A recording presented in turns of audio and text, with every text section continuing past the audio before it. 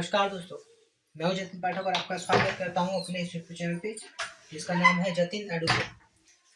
तो दोस्तों, इतिहास की एक नई सीरीज एक नए तरीके से जो इतिहास को शुरू से लेकर उसके अंतिम छोर तक बयां करेगी, इस सीरीज को शुरू करने जा रहे हैं।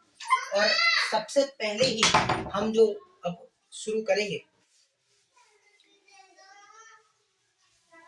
वो इतिहास का सबसे पहला विषय होगा, यानी इतिहास को उसके शुरुआती लक्षणों से समझा जाए। तो एक बार फिर से नमस्कार दोस्तों, मैं हूं जतिन पाठक और आपका स्वागत करता हूं अपने इस यूट्यूब चैनल पे जिसका नाम है जतिन एडुकेट। दोस्तों, हमारा ये विषय क्लास 6 से लेकर क्लास 12 तक का हिस्ट्री का, इतिहास का एक नॉन स्टॉप सीरीज की तरह काम करेगा, जहां हम इतिहास को शुरू से लेकर उसके एडवांस लेवल तक पढ़ेंगे और एनसीईआरटी बेस पढ़ेंगे। तो एनसीईआरटी क्या कहती है, जिस तरह वो समझाती है या समझाना चाहती है, उसको समझेंगे और उसी पर्सपेक्टिव में हम इसको आगे बढ़ाएंगे। हमारे पास एनसीईआरटी की इंग्लिश और हिंदी दोनों बुक्स हैं और आपके पास भी होगी। मैं यहाँ पे पीडीएफ के माध्यम से उसको एक्सप्लेन करने की कोशिश करूंगा। जैसा एनसीईआरटी समझा रही है वैसा ही समझेगा कि इतिहास जब प्राइमरी से उठकर सेकेंडरी लेवल पे आते हैं तो थोड़ा बदलाव होता है उसमें। अब उसमें सोचने की प्रक्रिया थोड़ी ब्रॉड पर्सपेक्टिव में देखने को मिलती है। अब छोटे स्तर पर नहीं, अब क्रिएटिव थिंकिंग लेवल पे चीज़ों को अब समझना है और जानना है कि इतिहास किस तरह समझा जाए। और इसमें ये सवाल हमारे कुछ कि का, क्या, कब, कहाँ और कैसे, ये शायद अक्सर इतिहास जानने वाले की सबसे पहली क्यूरियोसिटी होती है कि कोई चीज़ क्या थी, कब थी और कैसे और क्यों। ये कई सवाल होते हैं और दिखने में ये सवाल बचकाना लगते हैं, लेकिन इन्हीं सवालों के राज में ये इतिहास की खूबियां छुपी होती हैं। तो चैप्टर है क्या, कब, कहाँ और कैसे, इंग्लिश और हिंदी दोनों ही माध्यम से समझाने का प्रयास किया जाएगा और एनसीईआरटी को उसके ओरिजिनल फॉर्म में ही समझेंगे, जैसे वर्ड टू वर्ड जैसा वो लिखा है उसको समझना, पढ़ना एंड देन उसको एक्सप्लेन करना। इसमें कोई ये मुद्दा नहीं कि इसको इस तरह पढ़ा जाए या एग्जाम के पर्सपेक्टिव से या नंबर के पर्सपेक्टिव से, बिल्कुल भी नहीं।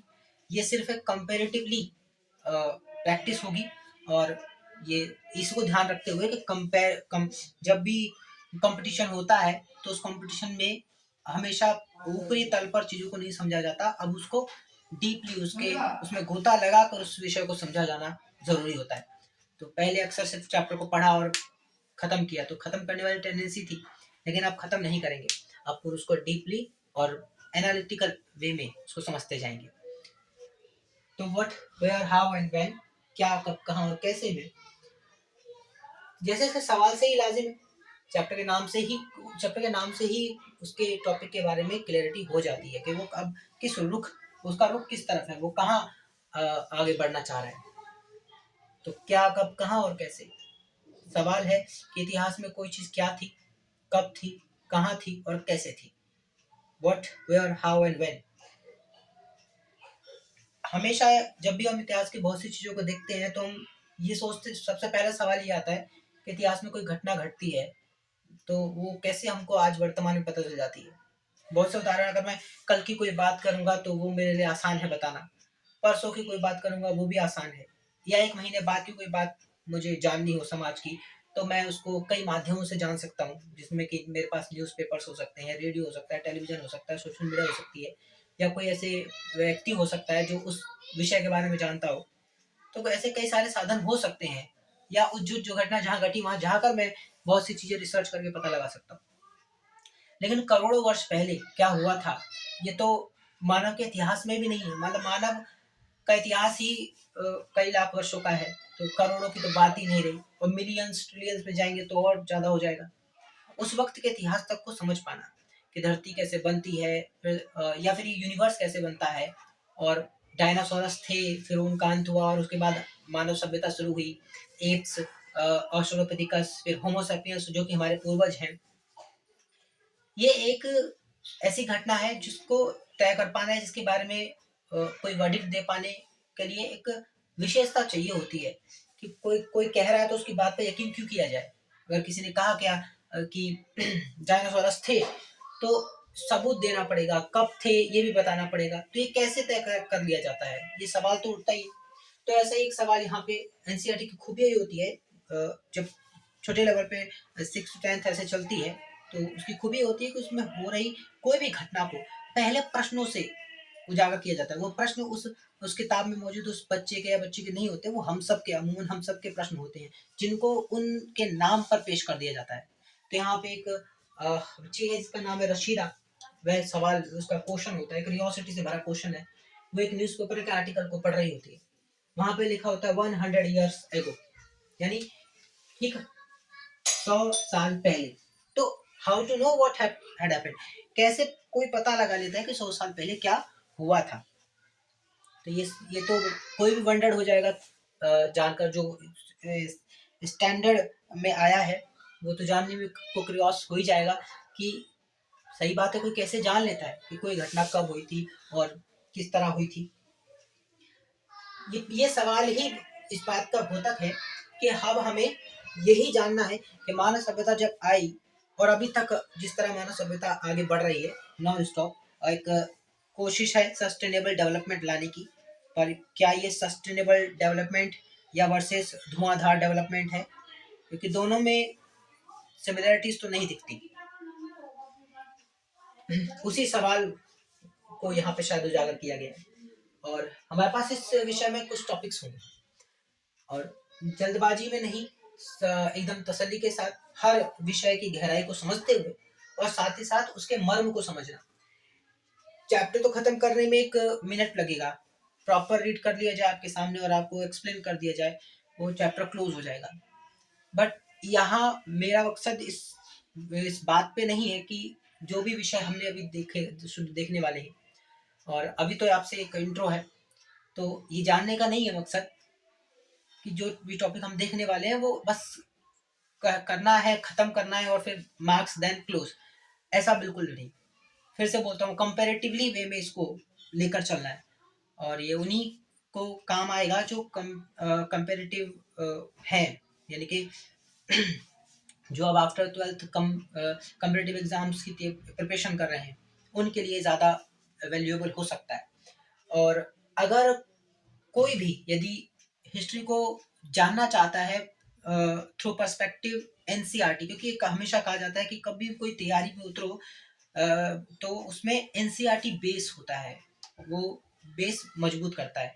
उसके बाद तो आप कुछ भी हिस्ट्री में जो भी अदर सोर्स अवेलेबल है वो पढ़ सकते हैं, पर एनसीईआरटी जो होता है वो बेसिक होता है, यानी कि नींव होती है। तो किसी भी बिल्डिंग की नींव अगर मजबूत होगी तो वो बिल्डिंग भी उतनी ही मजबूत होगी। तो हमें नींव पहले मजबूत करनी है, और ये 6 से 12 तक की सारी history 1 by 1, class by class and chapter by chapter, and through verdict NCERT किस तरह उसको समझाना चाह रही है वो समझेंगे। तो कुछ टॉपिक्स में से या कुछ टॉपिक मैंने पहले ही लिख लिए है ताकि समय बचे हमारा। टॉपिक है फाइंड आउट व्हाट हैपेंड, यानी कैसे पता लगाएं। कई सारे प्रश्न जो क्यूरियोसिटी को जनरेट कर सकते हैं, उनमें अभी कई प्रश्नों को मैंने आपके सामने रखा, उसमें से एक अभी हम देख रहे हैं कैसे पता लगाएं। तो इतिहास कैसे पता लगाएं, अगर हम अमूमन देखें कोई भी इतिहास पता लगाना होता है तो न्यूज़पेपर है, आर्टिकल्स हैं, सोशल मीडिया है या सोशल गैदरिंग है, कुछ भी तरीके से पता लगा सकते हैं। लेकिन इतिहास को पता लगाने की जो मुझे लगता है सबसे बेहतर चीज है वो कार्बन 14 है। और भी कई हैं जहाँ पे हमें धार्मिक साहित्य मिलते हैं या फिर पुरावशेष मिल जाते हैं, पुरातात्विक अवशेष मिल जाते हैं, उनके द्वारा हम या उत्खनन के द्वारा हम पता लगा लेते हैं, खुदाई करते हैं और हमें जो भी कुछ मिलता है वह ऐतिहासिक तथ्य ही होता है, ऐतिहासिक सबूत होता है इस बात का कि उस जगह पे कोई चीज मौजूद रही थी या रही है। जैसे वर्तमान के पर्सपेक्टिव में देखें तो हम कई ऐसे सोर्स देख सकते हैं, उनमें सोशल मीडिया हो सकता है, न्यूज़पेपर, ये सब हो सकते हैं। लेकिन उस समय इतिहास को पता लगाने का एक जो स्रोत रहा था और है भी, वो कार्बन 14 है। कार्बन 14 एक केमिकल रासायनिक प्रक्रिया होती है जिसमें कि जो हमें अवशेष मिले होते हैं किसी भी जीव के या किसी भी प्रकार का कोई हमें पुरातात्विक स्रोत मिल जाता है, तो उसको उसका पता लगाना होगा कि वो किस कालानुक्रम में रहा होगा। उस कालक्रम को जानने का जो रासायनिक प्रक्रिया है वो कार्बन 14 डेटिंग होती है। तो ये हो गया कि फाइंड आउट व्हाट हैपेंड, कैसे पता लगाएं कि इतिहास में कोई घटना कब घटी थी। तो एक तो उसके स्रोत होते हैं, तो कई प्रमुख स्रोत मौजूद हैं जिनके माध्यम से हम इतिहास को जान सकते हैं। तो पहला है पुरातात्विक स्रोत, जहाँ पे हमें पुरानी वस्तुएं जो मिलती हैं उत्खनन करके या किसी भी तरीके से, तो वो उससे हम पता लगा पाते हैं कि उस दौर में क्या सामाजिक घटनाएं थी, कैसा सामाजिक व्यवहार था और क्या शासन व्यवस्था थी, ये सब पता चल जाता है। दूसरा होता है दस्तावेज, जो हमें पुराने समय के जो स्रोत होते हैं उनमें दस्तावेज एक अलग भूमिका निभाते हैं। अमूमन कुछ दस्तावेज प्राचीन ऐसे हैं जो पढ़े नहीं जा सके, जैसे हड़प्पा सभ्यता के जो दस्तावेज अभी तक उनको डिकोड नहीं किया जा सका है, बट कोशिश जारी है, उसको डिकोड करने की कोशिश की जा रही है। लेकिन मध्यकालीन इतिहास की जो किताबें हैं, जैसे कि बाबरनामा, अकबरनामा, तो ठीक है, तो ये अल बिरूनी के द्वारा लिखी ऐसी की किताबें। तो हम इब्न बतूता, इन ऐसे इतिहासकार जो कि यात्रा वृत्तांत लिखते हैं, तो उनके द्वारा जो दस्तावेज हमें मिलते हैं, ठीक है।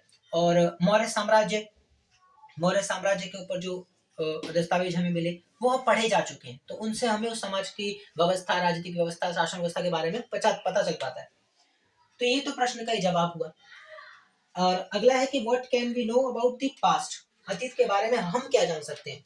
जब हम अतीत के बारे में जानने का प्रयास करते हैं तो हम क्या जान सकते हैं अतीत के बारे में, क्योंकि हर चीज है जानने के लिए इतिहास में। तो इतिहास में जितना डूबोगे उतना कम, वो तो अथाह है, अथाह समुद्र है। लेकिन उसमें से क्या जानना है हमको, जिससे कि हम उसको उपयोग करके आज वर्तमान में सीखे, समझे और अपने भविष्य को सुधार सके। क्योंकि इतिहास जानने का मुख्य स्रोत यही नहीं होता कि इतिहास में कौन राजा हुआ और क्या युद्ध हुए, उसके अलावा भी सामाजिक व्यवस्था कैसी थी, सामाजिक ढांचा, दर्रा, शासन व्यवस्था किस प्रकार की थी, और ऐसी कौन सी शासन व्यवस्था है, सामाजिक व्यवस्था थी जिससे कि उस समय के समाज में बहुत सारे नुकसान हुए, कॉन्सिक्वेंसेस हुई, तो वर्तमान में वो कैसे कम की जा सके ताकि भविष्य सुधर सके, इसलिए इतिहास जाना जाता है।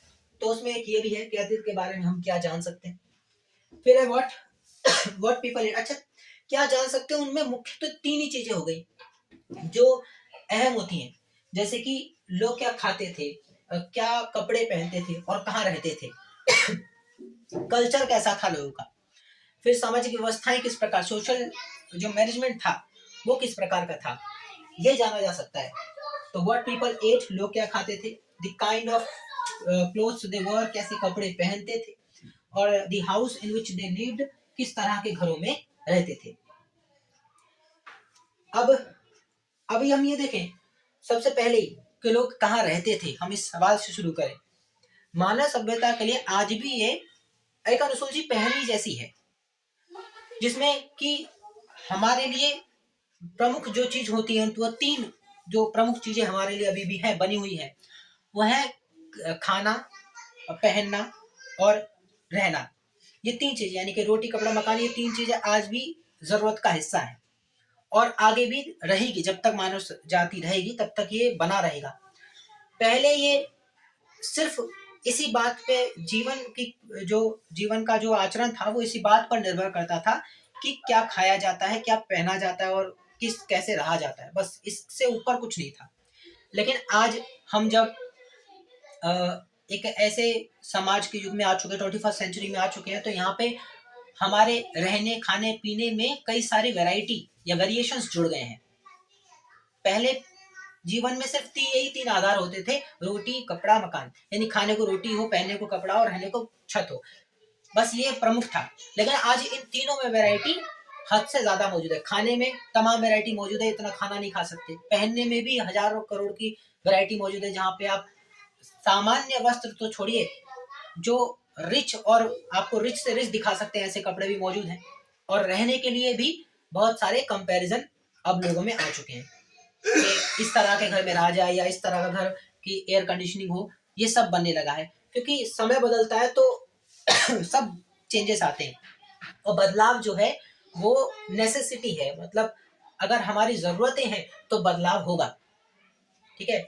नीड जो होगी वो बदलाव की जननी होगी, आवश्यकता ही आविष्कार की जननी होगी।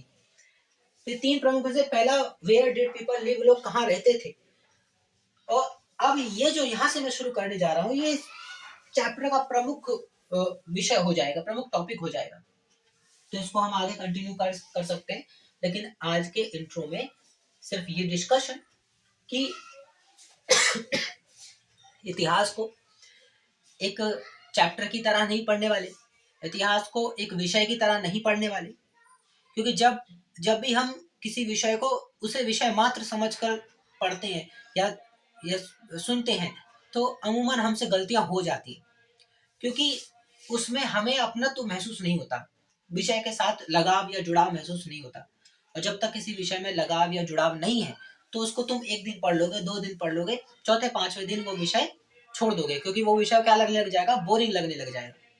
तो इतिहास तो वैसे भी बोरिंग है, उसमें हमें तारीखें पढ़नी है, कब युद्ध हुआ ये पढ़ना है। अब सवाल ये उठता है हम युवाओं में कि क्या करूंगा मैं जानकर के बाबर कब आया था, 1526 में आया था, ये जानकर मैं क्या कर लूंगा। मुगल साम्राज्य 1526 में बाबर के द्वारा स्थापित किया गया था, 12 साल की उम्र में वो राजा बन गया, क्या कर लूंगा मैं। या किसी भी प्रकार के इतिहास को जानकर हमें क्या फायदा हो जाएगा। मेरे को पर्सनल वे में उसे तो कहीं यूज हो नहीं रहा, ना तो जॉब में ना करियर ऑप्शन में उसका कोई तो उपयोग हो नहीं रहा कि बाबर आता है या नहीं आता है, वो कब शासन रहा, कब युद्ध, पानीपत का पहला युद्ध कब लड़ा गया, दूसरा युद्ध कब लड़ा गया, 1757 पानीपत का युद्ध लड़ा गया, फिर 1857 की क्रांति या भारत की स्वतंत्रता क्रांति।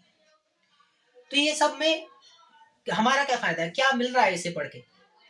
तो दरअसल इसको हम इंडिविजुअल पर्सपेक्टिव में समझ रहे हैं, बट एक देश के रूप में, एक देश के विकास के रूप में ये सब एक अहम भूमिका निभाते हैं। यदि इतिहास में हम चंद्रशेखर को भूल जाएं, तो आज देश के प्रति कैसा देश प्रेम होना चाहिए वो हमें नहीं पता होगा। रानी लक्ष्मीबाई, ठीक है, अहिल्याबाई, ऐसे कई कई नाम लिए जा सकते हैं इतिहास के दिग्गज क्रांतिकारियों के और व्यक्तित्वों के, जिनसे हमें बहुत कुछ सीखने को मिलता है, इंडिविजुअल तौर पे नहीं, एक ब्रॉड पर्सपेक्टिव में, एक देश के तौर पे। क्योंकि एक देश का इतिहास ही तय करता है कि देश की वर्तमान और भविष्य की स्थिति कैसी होगी। यदि देश का इतिहास ही बहुत बुरा रहा है, तो वर्तमान में उसे कोई अच्छा आउटकम नहीं मिलने वाला। लेकिन उस बुरे इतिहास से यदि वो सीख कर आगे बढ़े, तो उसका भविष्य सुधर जाएगा। तो इतिहास बहुत तरीके से इन्वॉल्वमेंट देता है। तो इंडिविजुअल तौर पे तो नहीं समझना, हमें तो कॉम्पिटिटिव लेवल पे समझना है, ताकि किसी कंपटीशन में उतर कर हम अपने क्रिएटिव थिंकिंग को और बेहतर तरीके से समझा पाए, कह पाए। क्योंकि हम जो चीज समझते हैं, हमारी बुद्धि उस पर अपना कुछ पर्सपेक्टिव लगाती जरूर है, लेकिन अभी हमें अपना दिमाग लगाना ही नहीं है, बस सिर्फ उसमें सवालों से ही शुरू करनी है। अब इतिहास जब इस 6th स्टैंडर्ड शुरू हो रही है और 12 तक चलेगी, तो ध्यान रखिए ये सवाल हमेशा जहन में रहे, क्या, कब, क्यों और कैसे। ये सवाल जब तक रहेंगे तब तक हम जिंदा रहेंगे, इतिहास का विषय जिंदा रहेगा। लेकिन जिस दिन ये सवाल खत्म हो गए, इतिहास और हिस्ट्री विलुप्त हो जाएगी, इसका कोई मायने नहीं रह जाएंगे। तो इस सवाल की शुरुआत भी यहाँ एक बच्ची ने अपने सवाल से ही कर दी कि कई साल पहले या 100 साल पहले क्या हुआ था, कैसे हुआ था, कैसे पता लगा लेते। इसी में हम आगे बढ़े तो हमने जाना कि अतीत को जब भी जानना हो तो उसके बारे में हम क्या जान सकते हैं। तो लोग क्या खाते थे, क्या पहनते थे, कहाँ रहते थे, ये हम जान सकते हैं। उनमें भी अब मैं शुरू करने जाऊंगा, जो नेक्स्ट वीडियो का टॉपिक तो होगा और चीजों को अच्छे से समझने का प्रयास किया जाएगा, वो होगा लोग कहाँ रहते थे। तो अब जैसे यहाँ पे अभी देखो नर्मदा नदी यानी कि नर्मदा रिवर, जो कि कई लाख वर्षों पहले से लोग रहते आ रहे हैं, नदियों के आसपास, यहीं पे ये थोड़ा समझा के फिर इसको वीडियो को यहीं क्लोज करेंगे। नदी के आसपास सबसे पहले समाज बसना शुरू हुआ जब मनुष्य सभ्यता धरती पर आई। तो वो धीरे धीरे पलायन करने लगी, एक जगह से दूसरी जगह जाने लगी, खाने की तलाश में, भोजन की तलाश में, एक अच्छे शिकार की तलाश में, क्योंकि पहले तो शिकार करके ही खाया जाता था। तो अब संग्रह तो नहीं होता था उस वक्त, आखिरी टन यानी कि गैदरिंग तो नहीं होती थी। लेकिन जैसे जैसे समय बदला, मनुष्य ने आग का आविष्कार किया, फिर पहिए का आविष्कार किया, और धीरे धीरे उसके जीवन में एक रफ्तार उसने पकड़ी। तो जब वो एक जगह से दूसरी जगह जाता तो ग्रुप बना के रहने लगता। अब वो सामाजिक होने लगा। अब सामाजिक होने से उसको फायदा तो ये होता कि कुछ लोग जा रहे थे तो शिकार पकड़ के लाते, तो कुछ वो लोग वहां रहकर उस कबीले की रक्षा करते और साथ ही साथ उस भोजन को सबके लिए तैयार करते। तो कम समय में ज्यादा लोग खाना भी पकड़ पाते थे, भोजन भी जुटा पाते थे और भोजन को संभाल कर भी रख पाते थे, यानी कि संग्रह कर पाते थे भोजन का, ताकि अगले दिन उसका उपयोग किया जा सके। इस तरह जब सोशल गैदरिंग शुरू होती है तो लोग अमूमन कहाँ रहेंगे? ज्यादातर जो जीवन में नीड होगी खाने की तो है, खाना तो वो फिर भी लाएंगे, लेकिन पानी, पानी जल जो होगा वो जीवन का अभिन्न हिस्सा है। तो जल की तलाश में भटकने से बेहतर ये होता है कि किसी जल के किनारे ही अपना बसेरा बसा दिया जाए। तो भारत में हम देखेंगे गंगा, यमुना, नर्मदा, सरस्वती और ऐसी कितनी नदियां, और सिंधु की घाटी जहाँ पे हड़प्पा सभ्यता पूरी की पूरी विकसित हुई त्रिकोण संरचना में। हड़प्पा, मोहनजोदारो, चाउनहुद्रो, धोलावीरा, ठीक है, राखी गढ़ी, ऐसे कई क्षेत्रों के नाम उसमें आएंगे। हम आगे बढ़ेंगे तो ये सब चीजों को भी सीखेंगे, जानेंगे। और मुझे तो बड़ा उत्साह है कि इतिहास को उसके बारीक नजरिए से और एनसीईआरटी के पर्सपेक्टिव में, क्योंकि एनसीईआरटी बेस है भाई, और बेस हमें मजबूत करना है और वो इसी तरीके से होगा। तो धन्यवाद। और अगली वीडियो में हम यहीं से इसी टॉपिक से कंटिन्यू करेंगे कि लोग कहाँ रहते थे। तो बहुत बहुत धन्यवाद, नमस्कार।